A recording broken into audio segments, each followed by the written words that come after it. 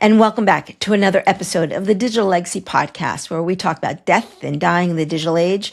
My guest today is Njeri. You and I met, Njeri, at the Women Build AI. We are part of a tight-knit community about women who are passionate about AI, but the commonality you and I have is that we're also in this death space. Yeah. So welcome to the show and share with us what got you here today. Thank you so much for having me, first of all. And part of what got me here today was we had some really, really intriguing conversations about death and dying, especially in the digital age.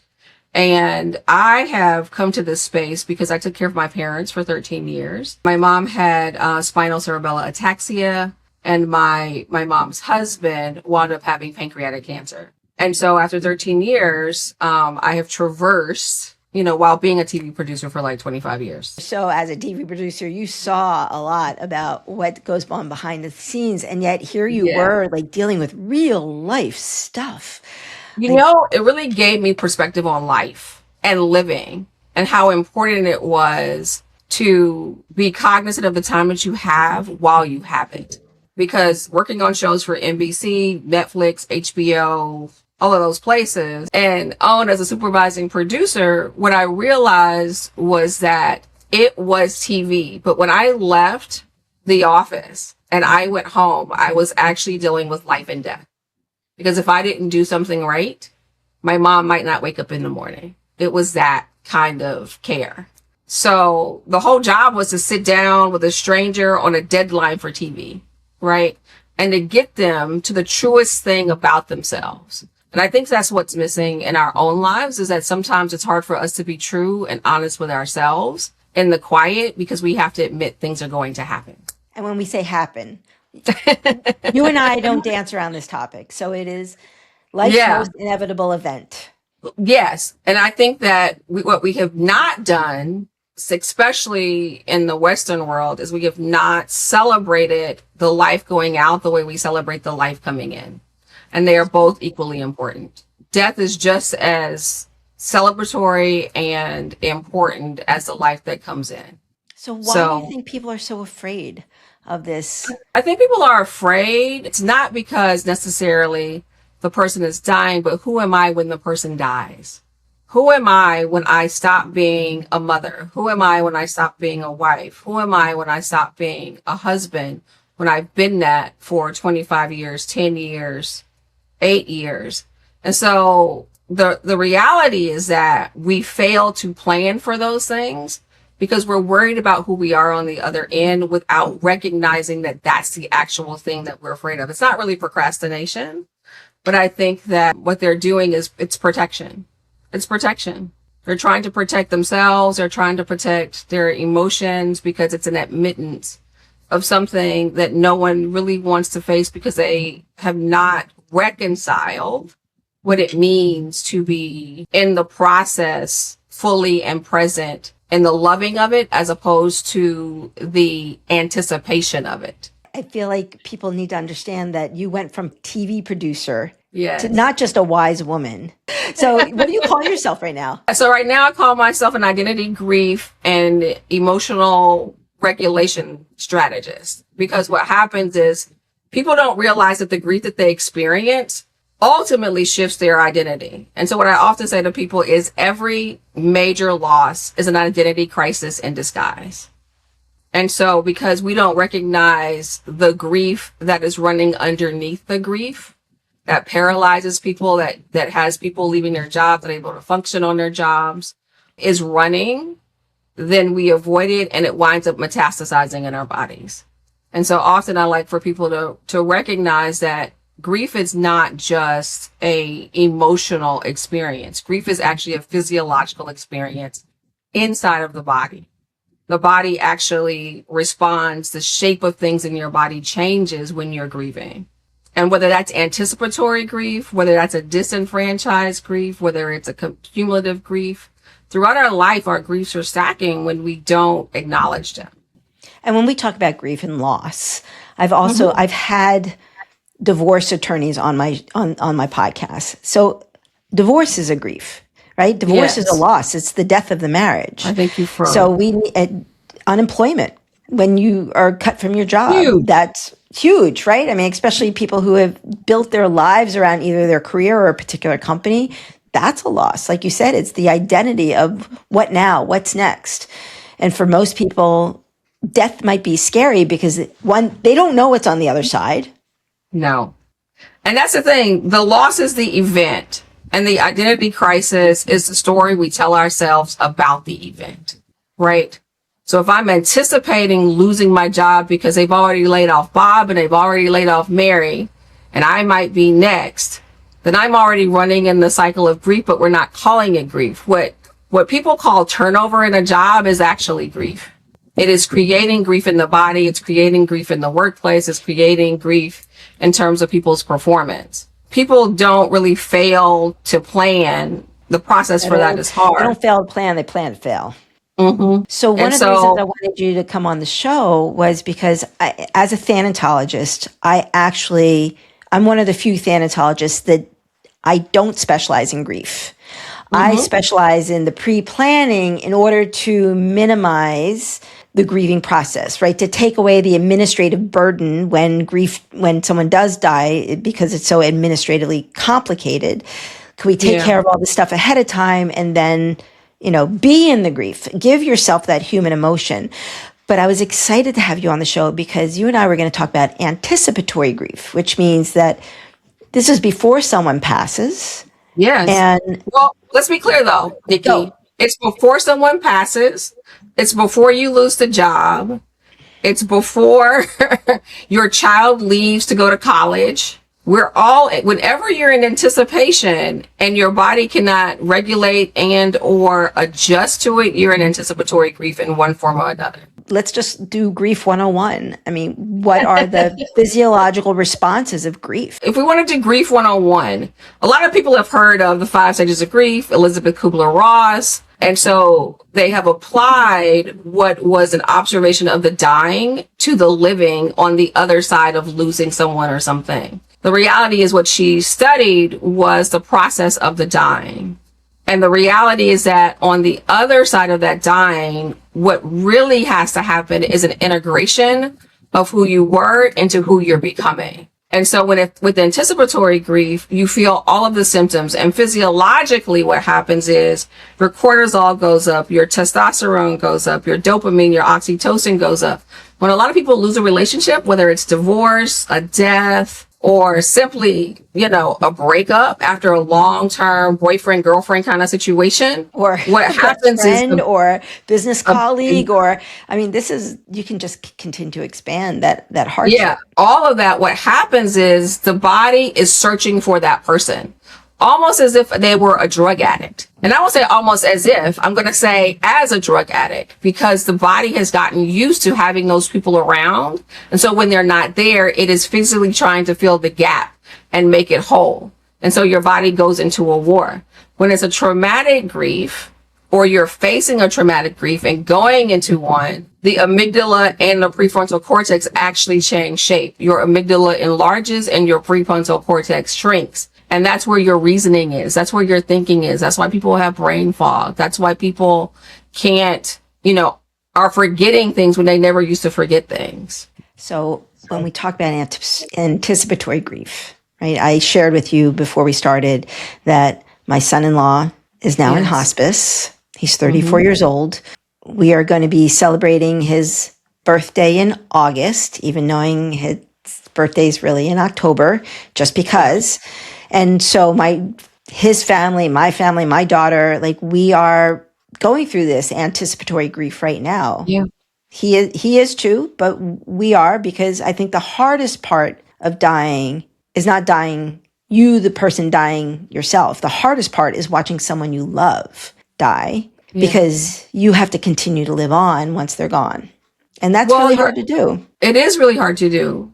And I offer you light on the journey ahead with that, because you're asking people when they're in the process of being with someone who is dying, as you are going through now. Often what happens is we're focusing on what we're losing. And so even though we're thinking, oh, it's hard watching them die, and our brain is rationalizing it as seeing them go as being the issue. The reality is that I'm actually reframing my own sense of loss about the relationship that I have and will have had once they're gone, because you're treating their own life in the past tense. You're projecting into the future what you know is going to be changing. And so that's really what the body is experiencing. Maybe there's a caregiver listening to this conversation and they're they're the primary caregiver for a loved one,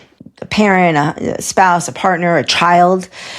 How do they put into mind? Because I think this is something we don't talk about. I mean, when I was growing up and I lost both my parents at different ages, grief was not even a word. Like bereavement, grief, those were not terms that I was ever introduced or familiar with. I didn't learn about bereavement until I was actually a hospice clinician working in hospice. And then I'm like, oh, this is a service that we provide afterwards. And I didn't really understand what it was. So for someone stepping into, okay, grief is inevitable. We can talk about it before the event. Yeah. This is what it looks and feels like, and this is how let's bring it up further stream, because you and I talked about how to prepare for it, how to plan for it. What I want to say first is we often are judging ourselves under the guise of what we've been taught by society is the problem, which is procrastination. So if I'm looking at it as procrastination versus protection, then my body shrinks in that and I shrink away from that. And I offer to people to take away from this conversation, if nothing else, give yourself grace, because procrastination isn't really procrastination. What it is protection. It's your brain and your body going in sync to try to protect you from what it feels like it's going to destroy it. That's number one. When I say annihilation, is just like, because the emotion is so strong, you just feel like you're not going to survive. Exactly. And so people avoid it, and then they avoid the work that goes with it, because I am now anticipating what it's going to feel like, as opposed to being able to sink into the loving of what they've already experienced with the person and had with the person, and focusing on that level and making those last moments, making those last days, making those last months the best that they can be, which is why I honor you for doing the birthday party now. And I think that it's really important that even in doing those kinds of things, that it's not in projection of what's going to happen, but what is happening in the moment and being present. The most important thing is being able to be present in the moment with the person without making them feel bad for the situation that they're in terms of leaving and dying and losing their own faculties in terms of what they're able to do and provide. Because a lot of these children often make up for the fear that their parents have. So in doing that, when the parent is sad, then the child tries to muster up the strength. And so it's often really good to be in their body with the person, child or parent, so that they know that they don't have to feel bad about anything. They don't have to take care of the person that is being left behind. For me, I have both personally and professionally, but I think for someone listening, where do they start? What's a good place? I think a good place to start is forgiveness. Makes me think of Ho'oponopono, the Ho'oponopono prayer. Do you step into that one? I often have talked to people about that. And I think it's really important that everyone recognize that they are not responsible for the journey. It's really important for us to be in our bodies, be present, and forgive in the loving of who we are and what we're sharing with the people. So I just want to share, for those that don't know, I called out, it's called the Ho'oponopono prayer. And this is a Polynesian prayer ritual, and it's a mantra. And there's 4 phrases. So I wanted to share. I'm sorry. Please forgive me. Thank you. And I love you. And the idea around this is that by saying those 4 mantras, I'm sorry, please forgive me, thank you, and I love you, it brings back the humanistic aspect of, look, I lived my life the best way I could in the moment I could with whatever I was given. I'm sorry if I hurt you. Please forgive me that I hurt you. Thank you for being in my life, and I love you. And to be able to name the people that you're honoring. Because often we'll say my brother, my sister, my dad, my mom, right? But there's honoring and saying the name. So what is a ritual that you would recommend, like when you're working with your clients? When I'm working with my clients, I often have them say to themselves that they're a divine being having a human experience, first of all. And as a divine being having a human experience, we honor the life, the love, and the legacy of whomever the person is, right? So for me, I honor Juanita Miller Parker for the life that she lived and the life that she gave. And what happens is because we hardly ever say the name, the full name, the embodiment of the person, our body doesn't always remember all the things. But when we say the name, we conjure all the memories, all the experiences, and all the love. So I'll share with you, in the Jewish tradition, we take the name of a loved deceased person. We give the next generation their name. So, for example, my mother's name was Arlene A. So I took the A letter of my mother's name, and I named my first daughter Anna, which also happened to be my mother's favorite name. And then I also, in Jewish tradition, I gave my daughter Anna my mother's Hebrew name. As you said, these names have, I mean, I love this story now.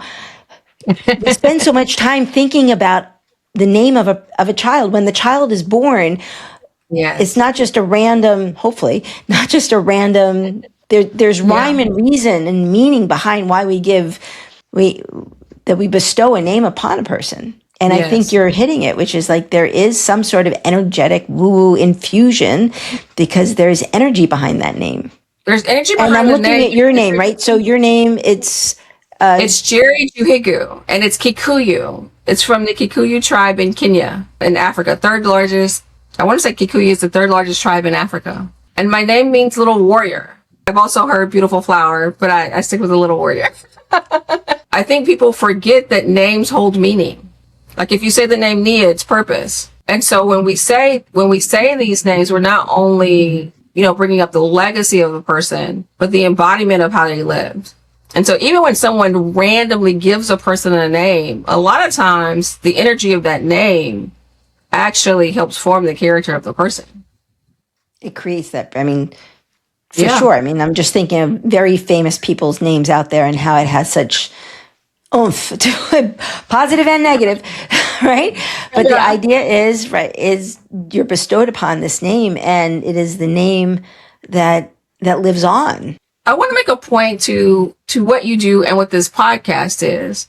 We often say we die twice, the last breath and then the last time somebody says your name. So the last breath that the person takes and the last time someone says their name. So that's 2 deaths. And then you add the third passing, the digital one. I'm actually sitting with the line that I found on your show. I want to and I want to offer you something because all 3 of those are about the person who died. There's a passing on the other side of the room. When somebody dies, the person left standing also loses a self. The wife isn't the wife anymore. The son isn't somebody's son. The caregiver who structured 4 years around one person wakes up on a Tuesday with no role. Nobody died in the chair and somebody's gone. So that's what I mean when I say every loss is an identity crisis in disguise. Because even though the person is passing, we'll remember the person that used to sit in the chair. We remember the person that used to stand in the kitchen. And it's the one passing nobody's built, plans for. This digital forever. Afterlife. Yeah, this digital afterlife. A digital state really isn't property. It's the photos, it's a voice, it's the thread. And when you ask people to inventory that, I feel like 2 things can happen.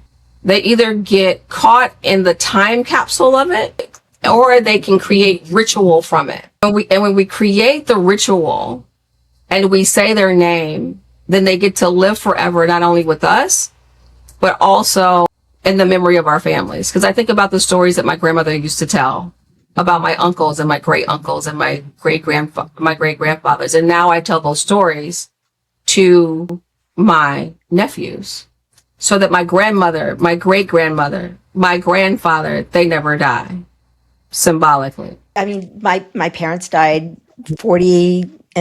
almost 43 years ago. And then my mother 10 years later. My children know stories about them. They recognize them. They can see them in pictures. And because I've just kept their memories, their names alive in such a way that they never really did leave us. They've always been part of the family, the family intertwining tapestry that we've built. And I love how you said that, though. How I got to share and keep, and they got to hear from you. And I think that's the human part that's so important in the anticipatory part and the actual dying part, is the human connection of sharing the stories with each other as opposed to just seeing them, reading them, or assuming. Isn't that what we did in the old days before technology? When we used to sit around the campfire and we would just talk about the elders would talk about what life was like. Yeah. And they would just continue with the stories, the storytelling, and the next generation would listen with intent. And then as the elders moved on in their ascent. No, I remember being in my grandmother's house, and every holiday, all the adults would be around the kitchen table. Women were cooking or preparing something to cook, and all these stories were going around. And Hee Haw, of all things, was on in the background. Oh, the television show Hee Haw? Someone may not know. And those are the things that you remember. Those are the things specifically that your body remembers. Because you can read a story, but to hear someone tell it with the intonation of the voice, the energy of their body, it's a very different experience. And so I offer to people that as someone is transitioning, as someone is dying, share those stories with them that you love, because they get to feel the energy in your body, and that gives them the energy they need to be in their happiness and their best transitions. And what I would want to say is, we're both coming as founders building artificial intelligence applications that support the work we're doing in this very humanistic space. Let me ask you, so how do you feel about grief bots? How do I feel about grief bots? I have a sordid relationship with grief bots. I believe that if a grief bot is created in a way or produced in a way that it guides a person towards human connection, I'm all for that. But often what happens is a grief bot is engineered for continuity, for subscription, for a person to navigate, and it creates long grief, right? The grief that lingers, the grief that keeps going, the grief that gets deeper. The recycling grief, like you just... The recycling, what I call the swirl, right? Now, I'm glad you brought this up, because I just read this somewhere this week, actually, that people are often very okay in the anticipatory part of grief, in the decision making of what comes on the heels of death. They're very comfortable talking to Chat, Claude, any of these LLM models about the therapy, or what they believe to be the therapy or preparatory stage of something, right? However, when it comes to the digital afterlife in a grief bot, they categorically are starting to reject it at like 80%, because it feels like a violation of the person. Or just a violation of like human existence. I struggle with it every day. I mean, I spoke to somebody yesterday who, we talked about digital twins, and he's in the longevity space, and build a digital twin that'll help you live till you're 150. And then I'm like, but then what happens to that digital twin when the human expires? Like, who owns that? And exactly. Who owns that? Which is why what you're doing is so important, because no one's asking who owns that. I mean, you and I talked about this whole meta situation. Yeah. Right? We don't own it.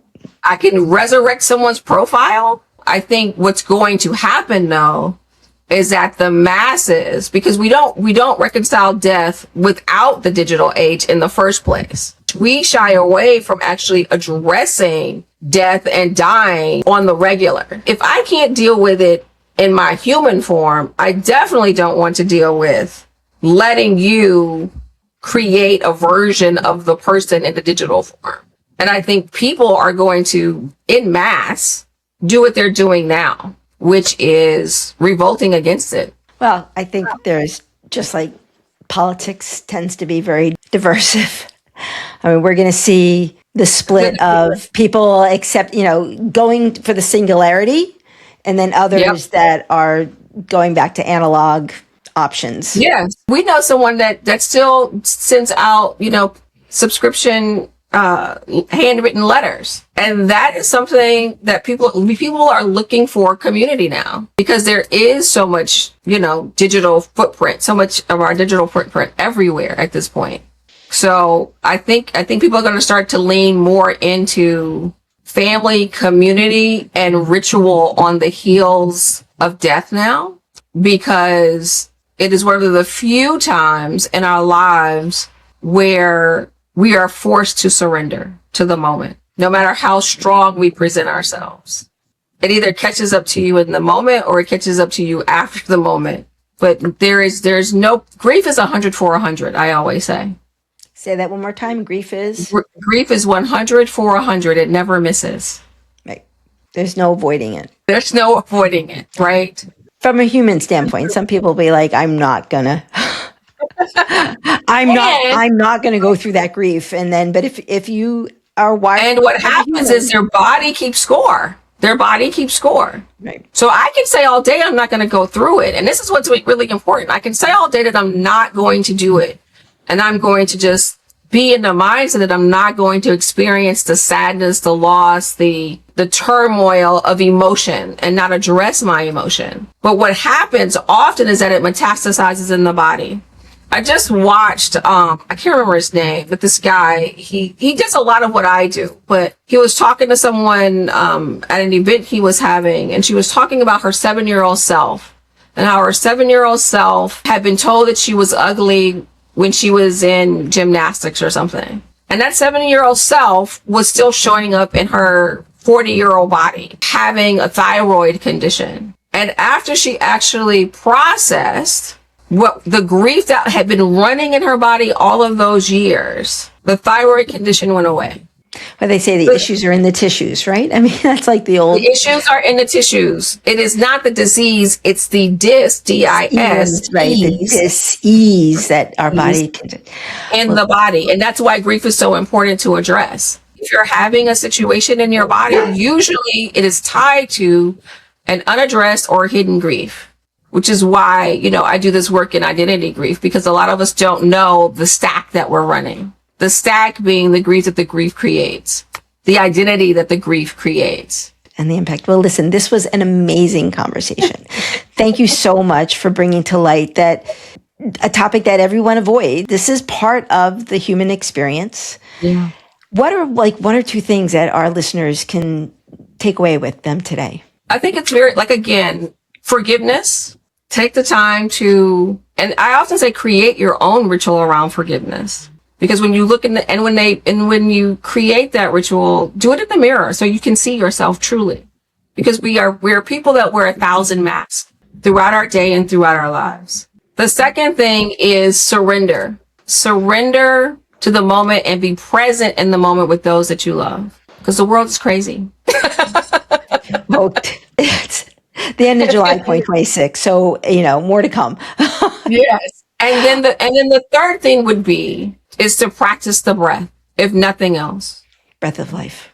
Breath of life. Practice the breath, because we often are shallow breathing and we are missing the beauty in our lives. And with that, thank you so much for joining. If someone wanted to reach out to you and learn more about the work you're doing, where can they find you? They can find me at liveinlight.com, L-I-V-E, the letter N, L-I-G-H-T.com. And with that, Njeri, it's been a pleasure. Thank you so much. Appreciate Thank you. And may I offer to you and your listeners, may you live in love, light, and legacy today and every day. Amen.